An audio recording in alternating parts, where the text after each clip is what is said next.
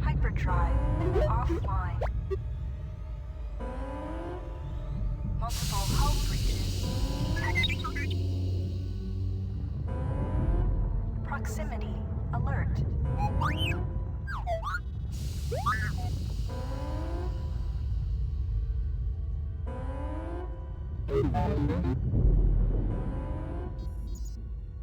The Ebon Hawk is adrift in space after a terrible battle.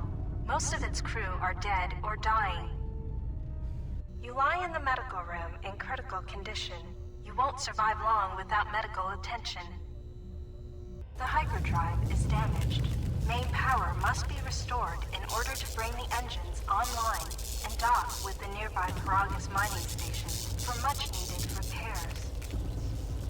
Your fate and that of the Ebon Hawk depend upon T3M4, a lone astromech droid.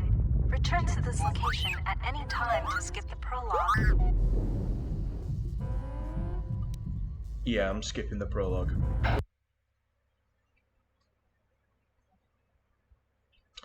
It's really slow paced, but essentially you go around the ship repairing it.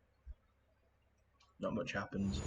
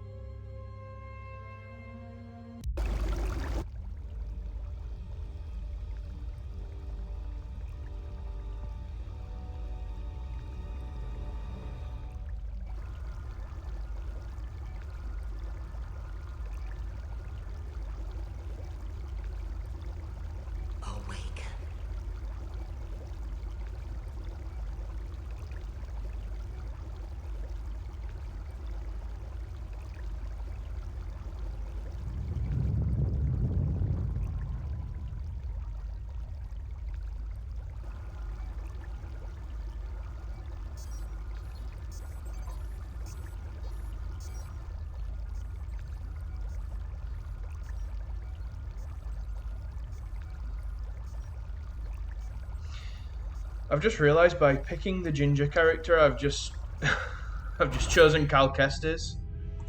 Great.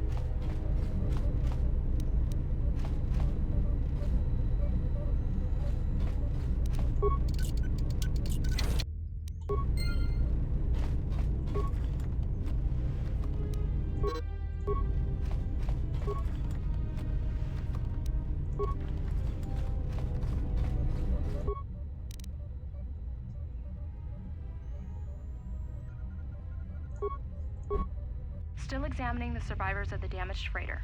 Looks like it goes by the name of the Ebon Hawk. Only one survivor, placed in the KOTOR tank for recovery. The carbon scoring on the vessel suggests it was in a battle, but no indication of who fired on it. Couldn't get much from the Nava computer. I'm surprised the ship was able to make it inside the Paragus asteroid field without the asteroid drift charts. Aside from the lone survivor, we recovered an old woman. No life signs. There was also a protocol droid and a utility droid on board. Sent both down to maintenance while security sorts through the other items on the ship. It looks like the utility droid, a T3 unit, was able to get the ship working enough to get to the colony. We're prepared to...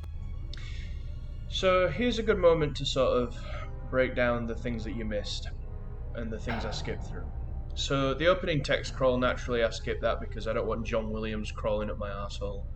But essentially, after KOTOR 1, which was the Jedi Civil War, which was Malak's Sith Empire versus the Republic and their Jedi enforcers. Let's be honest, that's what they are, magical enforcers. Most of the Jedi are dead. And the Sith are no longer engaging in large-scale geopolitical warfare, right? They're engaging in a Cold War. Essentially striking from the shadows, but not at any hard political targets. Infrastructure, but they're mostly interested in wiping out the remaining Jedi. You were in a horrible battle, and then after the text crawl you see the pan across, and the Ebon Hawk, the ship from the first game, is heavily damaged, and it's slowly floating towards a mining base called Paragus 2. The prologue is about you taking control of T3M4, the astromech droid, because they're the real MVPs of the Star Wars universe, as we well know. You repair the ship, and then you land on the base, and you wake up to the sound of an old woman saying, "Awaken." You then make your way in very strange underwear to this console. What I really like about the opening few minutes of this game is it really does a good job at illustrating an extremely oppressive atmosphere. One that is obviously a lot less optimistic, a lot less quote-unquote Star Warsy than the first game. But it's more my speed, right? Because I love Star Wars, I love everything about it, but as most people will know who have an actual love of art, we find a lot of our enjoyment of it by tearing it to pieces and looking at its entrails. That's exactly what this game does. Turns all those preconceived notions about Star Wars on its head. Could be a Jedi, but we won't know for sure until we get the transmission back from the Republic. If the survivor is a Jedi, that would account for the recovery rate. But I'm more concerned that a Jedi here may cause trouble. Some of the miners, especially KOTOR, are already another accident today. A detonation in the ventilation tunnels. If the lockdown measures hadn't activated, the whole facility would have been destroyed. Got most of the injured to the KOTOR tanks in time, but the rest had to go to the morgue. One of the wounded said a droid caused the accident, but we couldn't get any specifics. You might call me reactionary, but it is interesting how one Jedi turns up, and even unconscious, everything just starts to fall apart around them. Miners about the Jedi. A number of the droids have been acting oddly, and not even memory wipes seem to be fixing the problem. There was a detonation in another one of the fuel vents the droids were working in. We deactivated several of them, and moved them down to maintenance. But we're still treating the plasma burns. That cuts us down to almost half shifts, and with the droids malfunctioning, we may not make the Telos shipment for this month. Fortunately, the detonation didn't cause a lockdown. Warning. There has been a fuel detonation in the mining tunnels. Emergency lockdown commencing. All personnel report to quarters and prepare for emergency venting countermeasures. No! If the ventilation systems are malfunctioning, evacuate the medical bay! Everyone evacuate! Awesome, so the station fell apart. Mining droids started attacking people. They were brought here, along with the survivors from the Ebon Hawk. I'm the only survivor, apparently, and they know I'm a Jedi.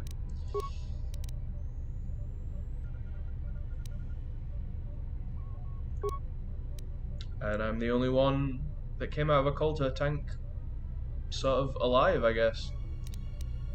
Let's look at patient treatment.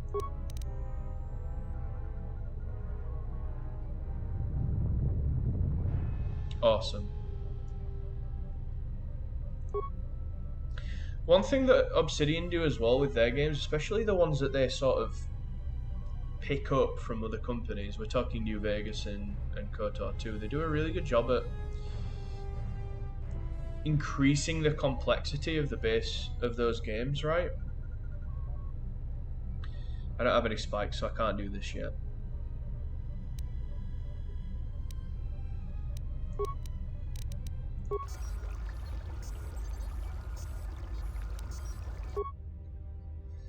The old woman from the ship, we'd have seen more of her if we'd have done the prologue, but I hate the prologue, so...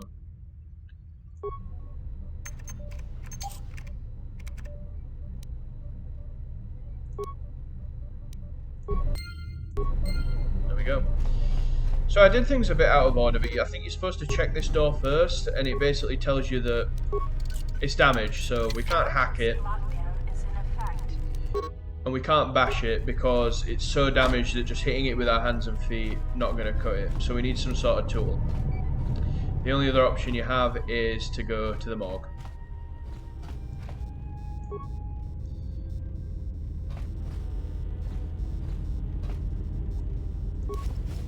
Plasma torch, there we go. I don't know why they would leave that on a body that had been autopsied, but why not? Sure.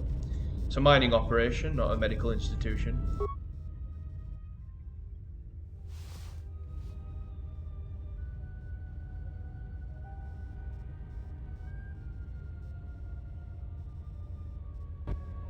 Find what you're looking for amongst the dead? Here she is. So this is my favourite Star Wars character and perhaps one of my favourite video game characters ever.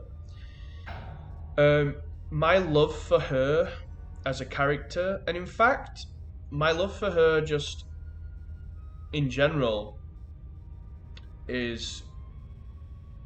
It's difficult to explain. I mean, she's fictional, right? I don't actually love her, but everything that she represents about the way I like my stories to be told, she embodies perfectly.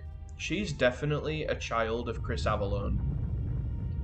Chris Avellone, problematic guy, but no one can deny his writing skills, which have created some of the greatest narratives to come out of the early 2000s, way beyond his time. And if you listen to the score, the guy who scored this game, I think his name was Mark Grisky. He didn't do much. He's not exactly a prolific composer. He's no Austin Wintory or Jeremy Soule, who, interestingly enough, did the first game. And when you're playing the first game, by the way, you can really tell that it's the Elder Scrolls guy. If you play Morrowind, the soundtrack for Morrowind just sounds so much like KOTOR 1. But this character, I love her so much. Her delivery of her philosophy, the way her lines are delivered by her fabulous voice actor, who is a theatre actor who hasn't really been in film, video games, or TV shows or anything like that. Primarily theatre actor, and it really comes off. She falls into the role, proper thespian, this woman. And I love her, everything about her. I won't spoil too much because I'm hoping to finish this. But perfect casting choice. Yeah, here we go. Let's be a little bit cryptic and mystical. Your voice, I heard it as I floated in the KOTOR tank. Yes, I had hoped as much. I slept here too long and could not awaken. It may be I reached out unconsciously, and your mind must have been a willing one. Or perhaps you have been trained for such things. Look how intense my character looks. Actually, I wasn't too sure about this portrait that I chose, but actually I'm okay with it. I quite like it now. I've grown accustomed to it. Usually I play this game as a woman because that is the quote-unquote canon choice. However, it does dictate which of two companions you will get, and the one that you get if you pick a woman to play as. Unfortunately, I do like him a lot, but he isn't worth the trade-off. So I think for the first time in a very long time, I'm gonna play as a dude, I think.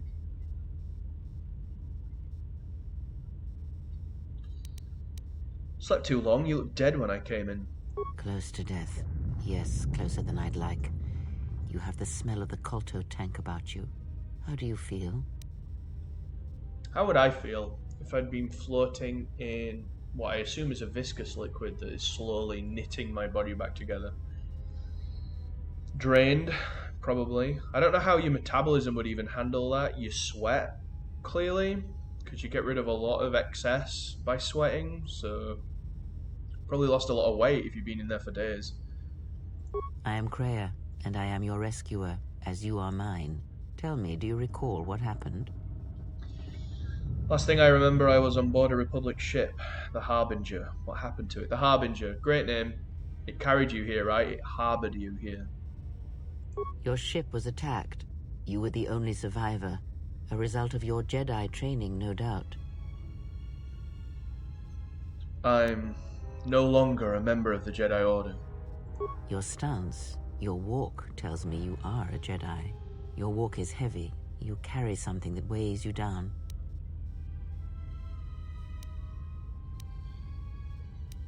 The Jedi Order and I have a troubled history. I think which is true for every Star Wars fan, right? We all have a troubled history with that particular fictional organization. So it would seem. Keep your past. Why is and my let us character focus on the caked now. up? Character's got a fat ass. I mean, I'm fine with that. I think more men should have fat asses in video games. We can't just have Solid Snake carrying that load for everyone else. Okay, where are we? I do not know. I was removed from the events of the world as I slept. A survey of the surroundings may provide the answers we seek. The ship we arrived in, the Ebon Hawk, must still be in this place. We should recover it and leave. Broke. I was asleep. Woke. I was removed from the events of the world as I slept. Why are you in such a hurry? We were attacked once, and I fear our attackers will not give up the hunt so easily. Without transport, weapons, and information, they will find us easy prey indeed. You seem nervous. Something wrong? What I do like about this is persuade isn't the only way to get information out of people. Unlike in KOTOR 1 where persuade becomes your conversational master key, much like in the transition from Fallout 3 to New Vegas, Obsidian have created a gameplay mechanic where your other skills will make you seem competent and knowledgeable. There's nothing worse for immersion, especially in an RPG, when your character, despite outclassing everyone in every skill, potentially, if you're really good at builds, but then still having everything explained to them like a moron. It's good to have the game use open questions delivered to you by your skill level to create a situation where you're educating yourself but also asking for information. It's really elegant, and I have to commend the people that designed this game for that. You seem nervous, worried. Something wrong? Even as I slept, I felt much unrest here. I saw strange visions, minds colored with fear. Now, everything here feels terribly silent. A last word of caution. I would find out as much as you can about this place quickly. I fear we will need to depart as suddenly as we arrived. I'll go look for our ship and some weapons. You may wish to extend your search to some clothes. Alright. If only for proper first impressions.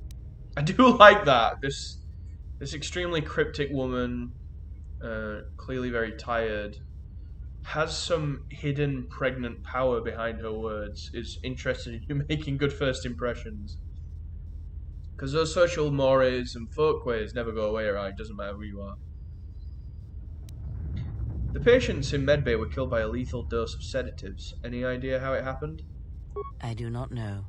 Why did they spare you? They didn't. They got the same dose but survived. Indeed, a Jedi trance could protect one from such poisons. In fact, the sedatives may have been intended to keep you unconscious for some time. It would prove lethal to those untrained in such techniques, however. Most curious. You seem to know a lot about Jedi techniques. And so do you.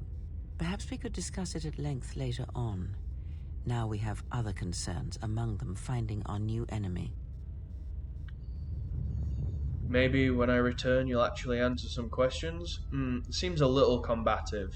I think I won't spoil too much, but the character that you play as, I feel like they would have an appreciation for the sort of person that is guarded with their words. You don't want to reveal too much. People are entitled to their privacy, right? I'll return soon and make sure you're alright. That feels more appropriate. I leave you to the explorations of this place. Here I will remain and attempt to center myself. She's old, we get it. There we go. Some light side points, because that's how morality works. You gain and lose points as you do good and bad things on a sliding scale. Right. Let's get the plasma torch equipped.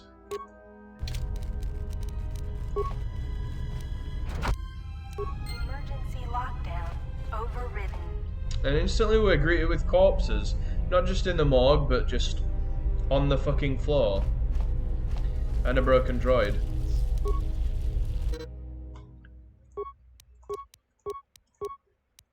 Let's get rid of all the tutorial tooltips.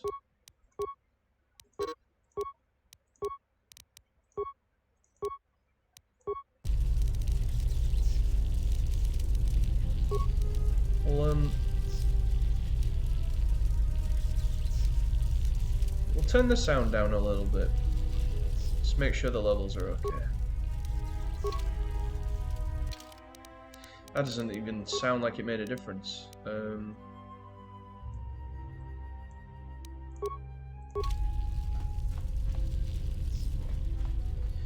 So, you get some opening exposition, and that exposition gates you off from the threat of the rest of the station, right? Here we go. And that man had a sword. Let's read its description. So, it does 1 to 10 damage. So this game and the game before it are based on a very rudimentary D20 system. If you've ever played tabletop RPGs, you know what that means. If you haven't, D20 system essentially means that it's based around the core mechanics that are delivered to you by way of a 20-sided die, right? That's what you roll for most of your checks. And then the lower integers of dice, they are the ones that determine modifiers to damage and other aspects of the game, depending on the game that you're playing. D20, I think, is the most common type of core rule set for a tabletop RPG. Certainly, the most famous tabletop RPG uses it. Dungeons and Dragons, you roll 20-sided dice. A lot of people have played D&D. I have my own personal opinions about Hasbro and the way that they're destroying the TTRPG market, but that's a different conversation for a different time. So let's look at the stats and everything. So critical threat. What this means is, if you roll, when you make an attack, a dice roll happens behind the scenes. If you roll a 19 or a 20, that gives you a critical. What that does is it doubles your damage. You get a time 2. Balanced. +2 divided by 0 versus 2 weapon penalty if used in the offhand. So basically, if you use this in the left hand, for instance, if you have 2 weapons, if you're dual wielding, you'll receive a detriment to your skill rolls. Right? Vibro Cutter is used for carving asteroid rock, and it can double as a melee weapon if necessary. Its small size makes a good offhand weapon. So yeah, smaller weapons are better in the offhand. We're putting in our main hand. We can hold 2 weapons and we can swap between them. We'll keep the plasma torch in the off slot, because it's good to unlock doors, right? As we saw earlier.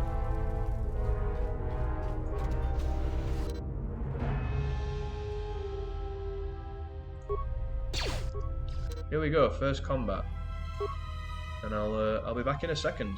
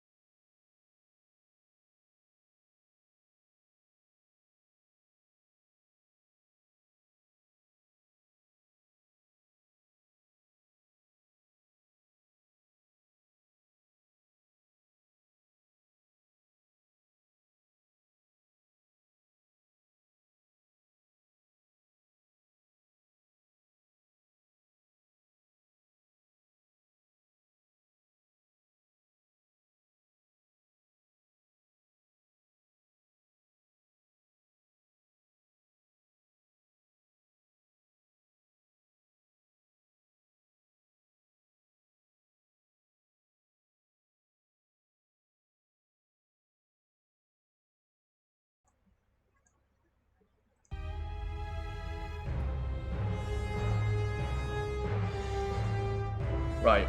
So straight away, we have the medical log confirmed, right? The droids are fucking attacking on site. It's on site with these droids, these damaged mining droids. So let's slap the hell out of them.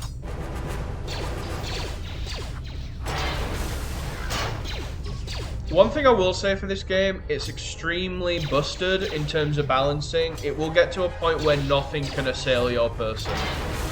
You quickly outpace the ability of the game to calculate for your abilities. Even if you stick it on the hardest difficulty. That just makes the game more tedious, not more difficult. But you'll see.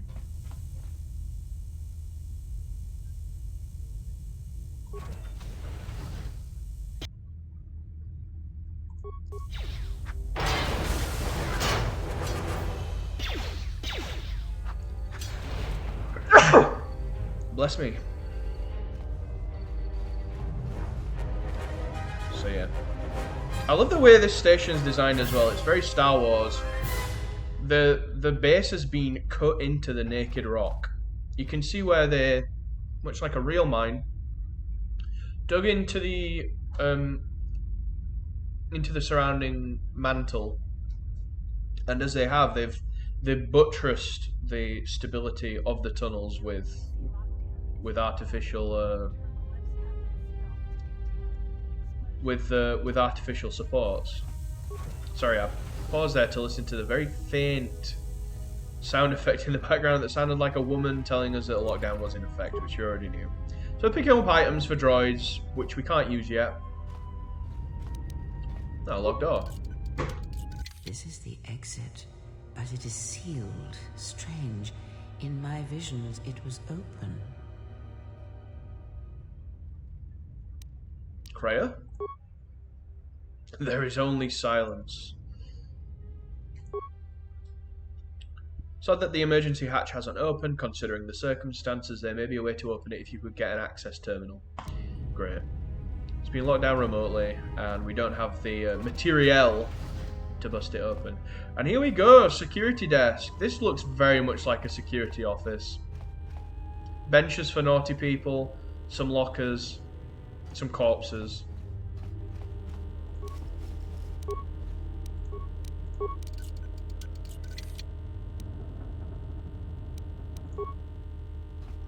You'll have to see it. Let's crack this bad boy open. Paraga safety hollow orientation. Great. Is this thing on? Alright, all hands, especially you, KOTOR. Listen up, because I'm not gonna say this again. The next one of you Juma heads to try and smuggle a blaster, or so help me, any sort of military-grade frag weapons into my facility is gonna take a long walk out the airlock.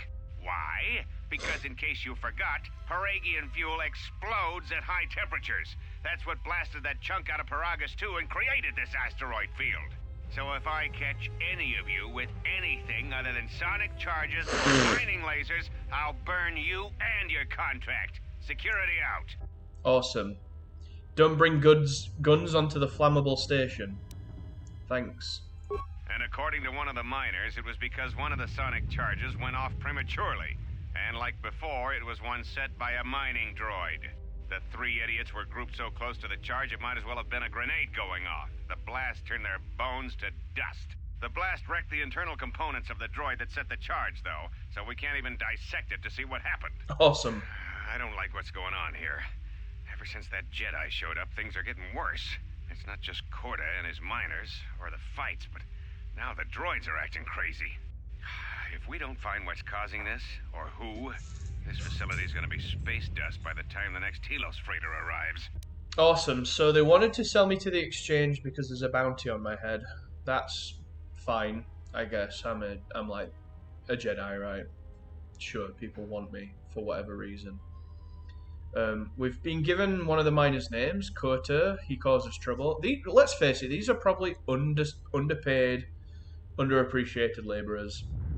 I can't blame them for wanting to increase their material conditions by attempting to sell some fucking arsehole government enforcer to a criminal organisation.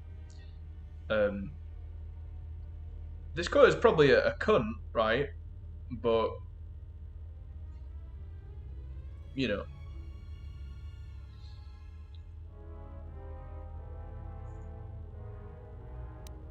So, you're in maintenance. Then maybe you can tell me what's going on with these droids. Sir, I don't know. It's like their behavior cores are undergoing binary decay, but I can't find the source. This shouldn't be happening. Well, that's reassuring. It Everyone's isn't heard that. happening. So the next time we nearly have a breach in the ventilation tunnels, I could just close my eyes and pretend it's my imagination. You better give me some answers. I want to know the damage these droids can do if they start mining us instead of asteroid rock. Sir, these droids aren't combat models. Their mining lasers are weaker and less accurate than blasters. I doubt those droids could even hit one of us. Are you blind? What about the miners in Medbay? It's sabotage, and it started right after the commander said we weren't going to sell the Jedi to the exchange. So I want you to find out how these droids are being sabotaged. That'll tell me who's trying to clear a path to get that Jedi off the facility and stop him. In the meantime, make sure the security's armed with all the ion and sonic charges you can find. If those droids start coming after me, I'm gonna need more than low-grade mining lasers to take them down. Clear? Yes, sir. Maintenance control out. Idiot. If anyone's worked in an office, which I have for my entire adult life, I think you've probably seen altercations like that play out many, many, many times. I installed an override switch to shut down any droids on this level, just in case someone locks me out of the administration console. As added insurance, I tied the override switch into the circuit to the holding cell door. It'll make sure it can only be opened if all droids in the level are shut down. I doubt KOTOR or any of his men have the skill to pull off something like this, but I'm not taking any chances while we're sitting in the middle of this asteroid minefield. Whoever's responsible won't be able to have the droids rescue him after I lock him up. Nothing will cut through that door. He'll be trapped. Awesome. So, logically, we can assume that whoever's in the cell is the person that started all this. I secured the stealth field generator inside one of the footlockers in the security storage room. If I have the specs right, the interface field should be effective against the droid's sensors. All I need to do is equip the belt, and some skill with stealth in order to use it. As long as I don't get too close to the droids, Okay, tutorial they man. shouldn't detect me. If any more droids start malfunctioning, the belt should buy me enough time to get to the override switch I set up in the communications blister console. I'd rather shut them down than destroy them. I want to find out how these droids are being sabotaged, maybe even turn them against whoever's sabotaging them.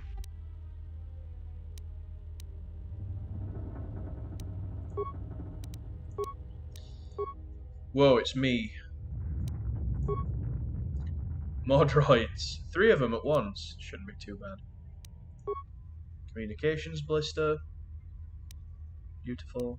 Holding cells. Our potential saboteur. Nice jacket. The door I couldn't open.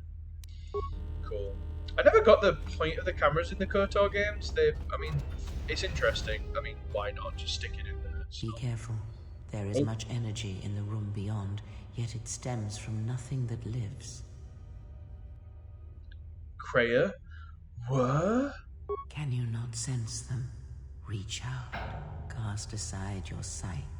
Cast aside what you see, and instead reach out with your perceptions. You can feel them. The droids you cannot perceive, but the small oscillations of energy, that you can feel, echoing outwards. I mean, that is the droids. That's... Even, I mean, let's say the Force is real, and somehow, like, you can feel the mental activity of people from another room and all their biological output. That's the same as feeling the energy oscillation from the droids. They may not translate directly as, like, a thing that's alive, but clearly Kreia's telling me that it's distinct from the machinery that exists in the room around them. So I think that's a little unfair of her. That's fine. So we've got a plot device here. Whenever you see what is through the room next to you saved the fucking game.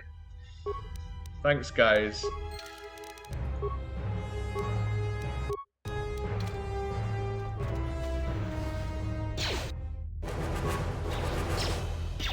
Ah, you hear it.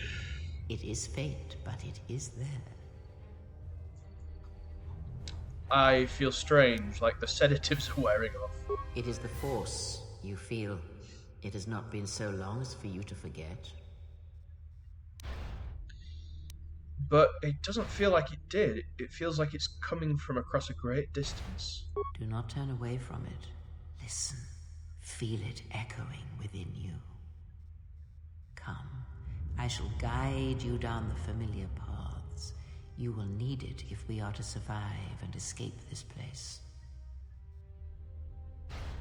Gaining experience will slowly re-establish your connection to the Force. Go to the level up screen to choose your Force ability. So listen, you were a Jedi, you have a troubled history with them.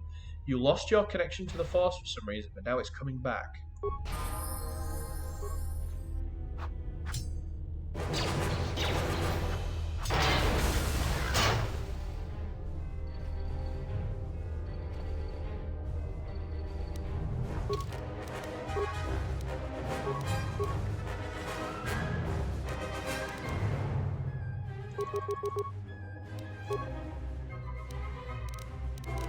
So we only have demolitions left now, which isn't a massively useful skill, but we'll get it anyway, just because it will make every skill cheaper. So persuade up, obviously, computer use up, for sure.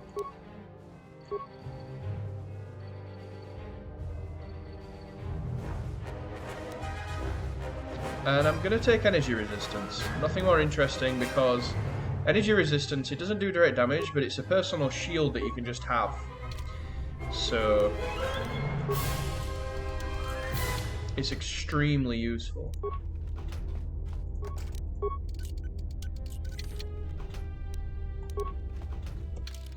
And there's the stealth field generator.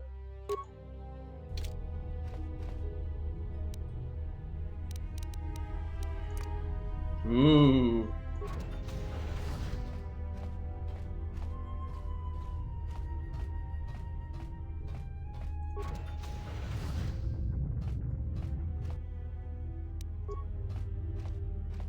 Hopefully the droids won't have the awareness to spot me. And they always do. Happens every time. Which tells me that guy would never have gotten here alive in the first place. However, you can exploit the game by just running past them all. I'm pressing the switch anyway. Which turns all the fuckers off. Now I can't read Orabesh fast enough to read that, but I'm sure one of you will be able to if anybody bloody watches this. But yeah, let's examine the droid. The droid still has power, but is no longer receiving a signal from the droid's central controller. Examine the unit's behavior core. Looks as if recent modifications have been made to the unit's vocabulator, so that's the thing it speaks with. Interesting. These droids will no longer accept commands from any member of the mining facility, except one. The ID designation matches the maintenance officer for this facility. So the guy the security officer was talking to, and he called him an idiot. What's the last received command? Looks as if their mining protocols have been set to mine any organics and any non-authorized droids in the facility. If this is the case, then the mining droids have likely wiped out everyone and everything in the facility. Awesome. Well, why don't you start defending organics instead?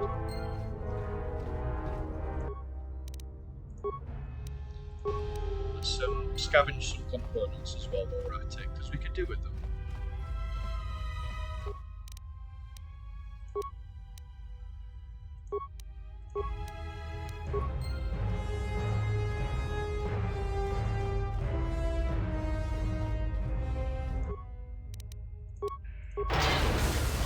Oops, wrong button.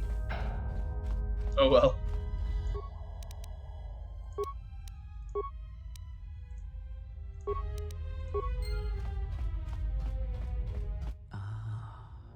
Beyond this door, someone yet lives. Be mindful. His thoughts are difficult to read.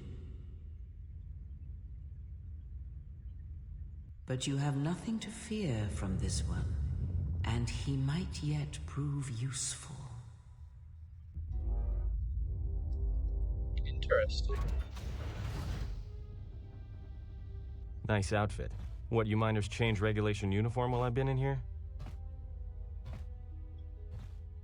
You got a name or a big mouth? Or just a big mouth? Atten Rand. Excuse me if I don't shake hands. The field only causes mild electrical burns.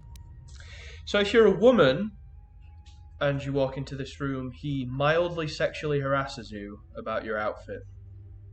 Which, I'm not going to defend that behaviour. It's just objectively wrong. However, there are personal reasons why he projects that sort of machismo, and we'll get some of it later. Why are you locked up? Security claimed I violated some trumped-up regulation or another. Take it up with them if you want. But they stopped listening to me shortly before they stopped feeding me. Now that's criminal. Prison is inhumane. Who would have thought? What is this place? I think we already know the answer to that question, my friend. So the facility's deserted. What the hell happened? You mean before or after that Jedi showed up? Either way, it's a real short story. You see, this Jedi shows up, and you know what that means. Where there's one Jedi, the Republic will soon be crawling up your ion engine in no time. But the story gets better.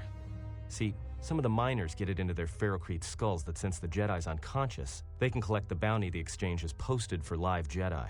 Well, what passes for the law here didn't like that idea. So the two groups started fighting.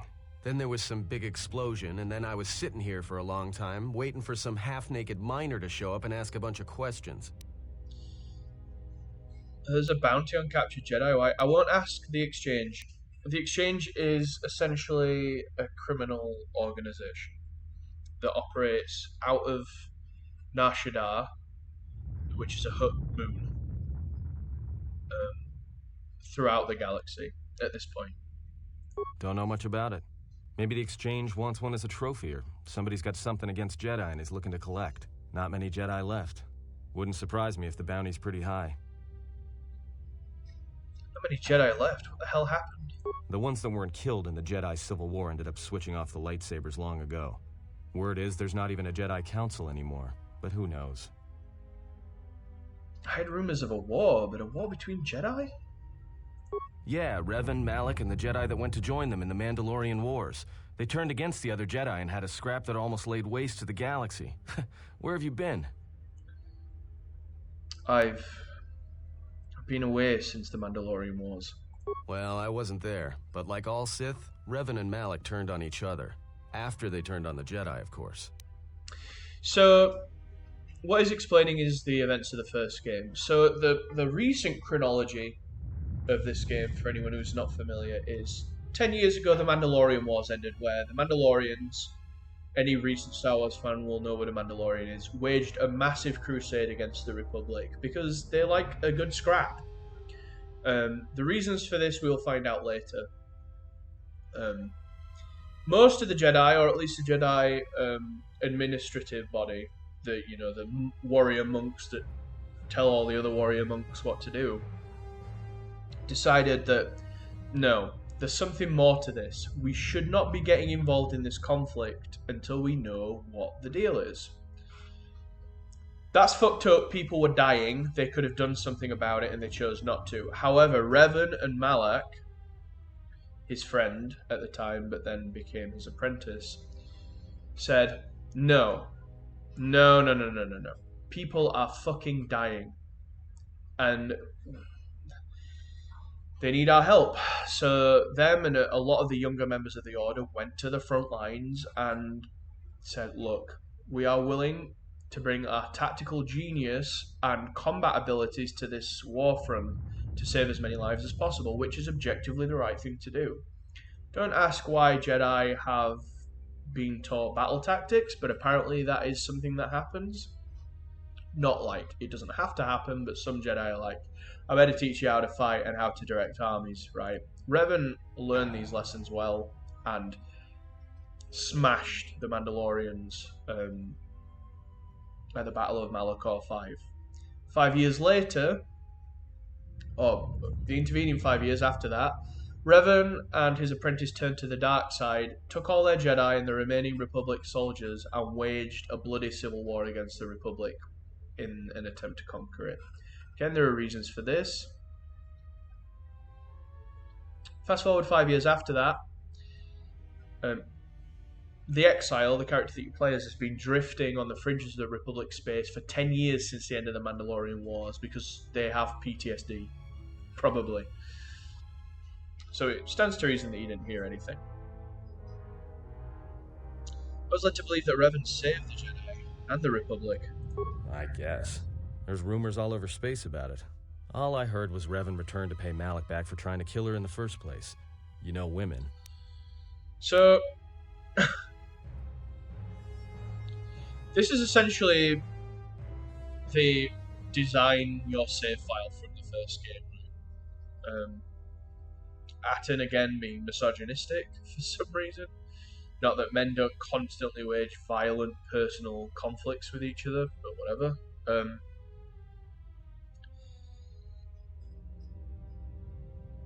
How long have you been in that cage? Revan was a man, not a woman. It doesn't particularly matter to me, but there is a voice line later that depends on this, and I much prefer the one that you get if you are a man, or if Revan was a man. Maybe you're right. Maybe I just hoped Revan was a woman.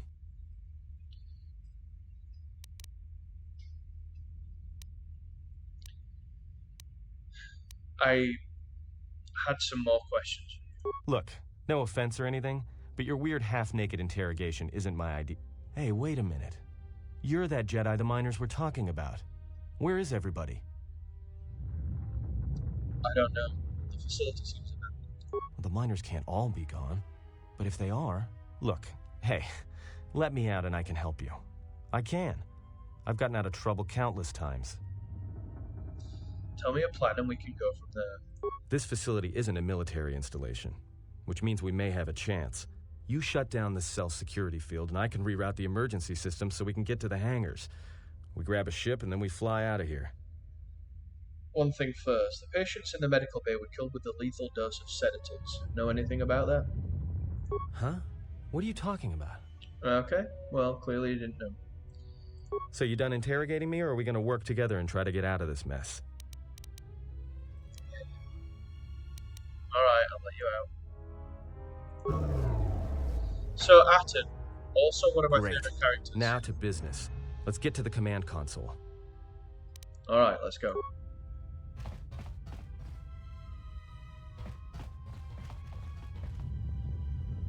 Alright, here we are. Now this console is set on automatic hail. You may have heard it when you came in. The asteroid drift charts are constantly being updated, so it sends out a transmission to incoming vessels so they don't get crushed into space dust.